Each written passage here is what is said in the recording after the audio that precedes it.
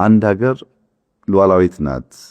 በራሷ ግዛት፣ በራሷ ህዝብ፣ በራሷ መሻት የዓለም አቀፍ ሕግን ጠብቃ የምትኖር ፍላጎቶቿን የምትከላከል ትሆናለች መሆን አለባት የሚባለው ቤዚክ ነገር ስታሟላ ነው።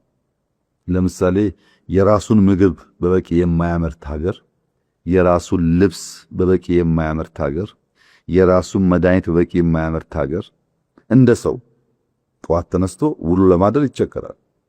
ካለ ልብስ ያስቸግራል፣ ካለ ምግብ ያስቸግራል፣ በሽታ ሲመጣም ካለ መድኃኒት ያስቸግራል። ይህ ጉዳይ ሊሳካ የሚችለው ማኑፋክቸሪንግ ኢንዱስትሪ በበቂ ደረጃ ሲሰራ ነው እና ሉዓላዊ ለመሆን የተሻገረ ኢኮኖሚ ለመፍጠር በበቂ ሰዎቻችንን ስራ ለማስያዝ ምርታማ ለመሆን የኛን ፍላጎት ሸፍነን ለውጭ ገበያ በቂ የውጭ ምንዛሪ ለማግኘት በእነዚህ ምክንያቶች ሁሉ ማኑፋክቸሪንግ ኢንዱስትሪ አይተኬ ሚና አለው።